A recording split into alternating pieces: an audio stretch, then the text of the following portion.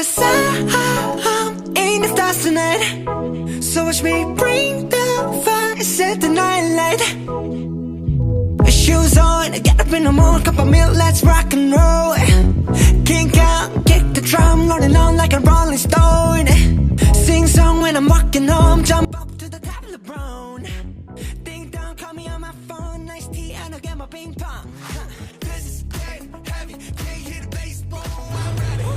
Hai, halo, perkenalkan nama saya Yosebin Octavia Wulandari. Saya mahasiswi dari Fakultas Ilmu Pendidikan, Program Studi Pendidikan Guru Anak Usia Dini, Universitas Pancasakti Bekasi, Kampus 2.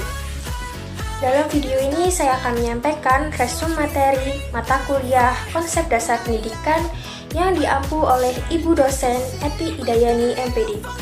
Di mana video ini saya buat bertujuan untuk memenuhi tugas ujian akhir semester 1 dalam mata kuliah konsep dasar pendidikan.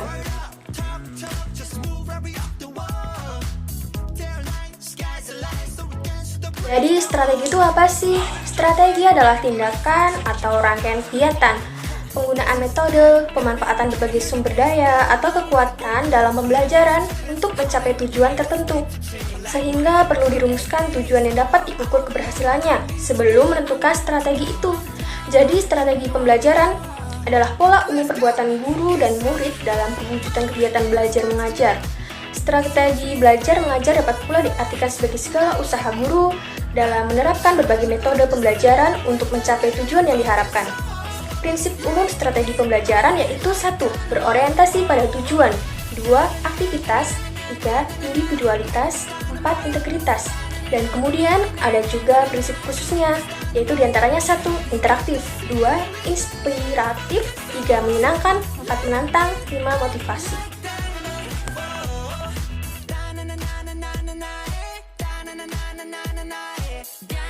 Lingkungan belajar anak usia dini.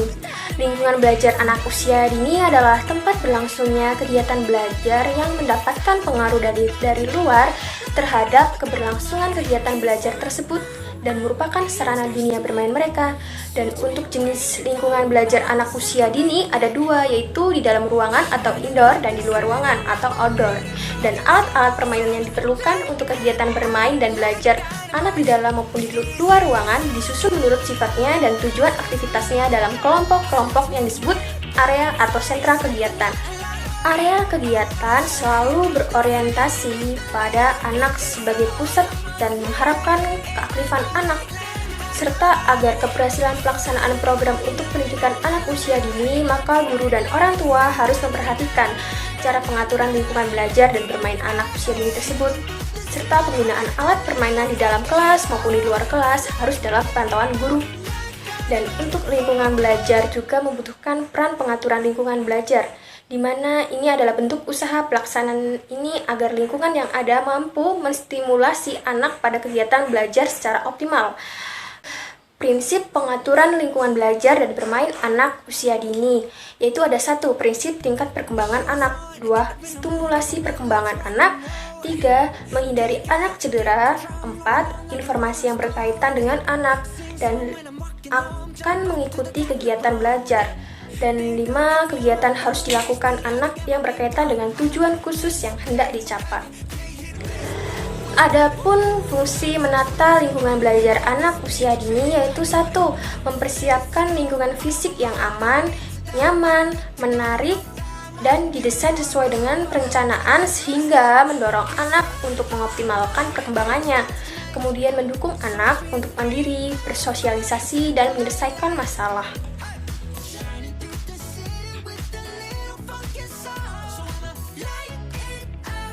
Model pembelajaran adalah suatu desain atau rancangan yang menggambarkan proses rincian dan penciptaan situasi lingkungan yang memungkinkan anak berinteraksi dalam pembelajaran sehingga terjadi perubahan atau perkembangan pada diri anak.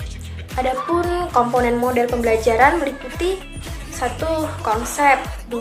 Tujuan pembelajaran, 3. Materi atau tema, 4. Langkah-langkah atau prosedur, 5. Metode, 6. Alat atau sumber belajar, dan yang terakhir, teknik evaluasi. Ada beberapa model pembelajaran yang dilaksanakan di pendidikan anak usia dini. Di antaranya adalah model pembelajaran klasikal, model pembelajaran kelompok, dengan kegiatan pengagamaan, model pembelajaran berdasarkan sudut-sudut kegiatan, model pembelajaran area, dan model pembelajaran berdasarkan sentra. Model-model pembelajaran tersebut pada umumnya menggunakan langkah-langkah yang relatif sama dalam seharinya, yaitu kegiatan awal, kegiatan inti, istirahat, dan kegiatan akhir atau penutup. Area pembelajaran berdasarkan minat ada area ibadah atau intak, area balok, area bahasa, drama, matematika, IPA, musik, seni atau motorik halus, pasir dan air, membaca dan menulis.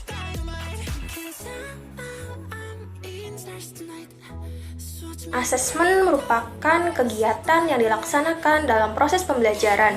Asesmen dilaksanakan untuk melihat proses dan produk hasil belajar. Asesmen menentukan output pembelajaran yang dilaksanakan. Prinsip asesmen yaitu ada 1. Menyeluruh, 2. Berkesinambungan, 3. Berorientasi pada proses dan tujuan, 4. Objektif, 5. Mendidik, 6. Kebermaknaan, 7. Kesesuaian. Dan adapun tujuan asesmen pembelajaran anak usia dini yaitu memberikan informasi, perkembangan spesifik, membantu guru menetapkan tujuan dan merencanakan program, mendapatkan profil anak bermanfaat untuk diagnosa anak berkebutuhan khusus, evaluasi keberhasilan program.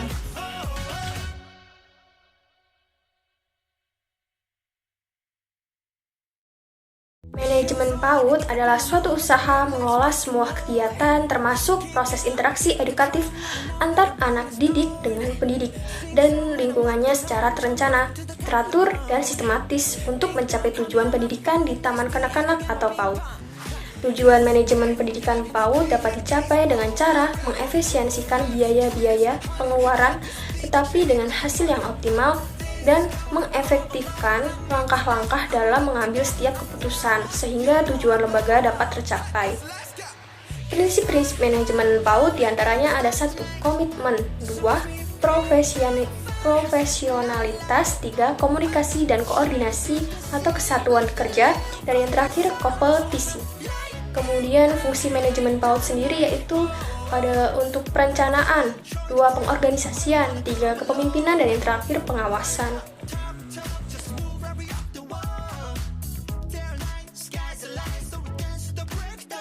Ketika PAUD, perhatian berbagai pihak terhadap pendidikan anak usia dini saat ini begitu antusias.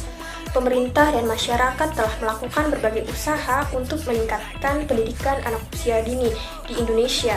Namun demikian, pendidikan anak usia dini masih banyak menghadapi problematika. Problematika tersebut begitu kompleks dan memiliki keterkaitan. Beberapa persoalan tersebut atau problematika tersebut berkaitan dengan, yang pertama itu berkaitan dengan perekonomian yang lemah, kemudian kualitas asuhan rendah, kemudian program intervensi orang tua yang rendah, lalu kualitas PAUD yang rendah, kemudian kuantitas PAUD yang kurang, dan penulis permasalahan yang tak kalah pentingnya adalah masalah regulasi atau kebijakan pemerintah tentang pengelolaan PAUD. Demikian penyampaian resume materi dasar-dasar pendidikan yang saya sampaikan.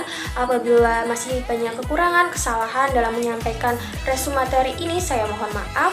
Semoga bermanfaat. Sekian dan terima kasih.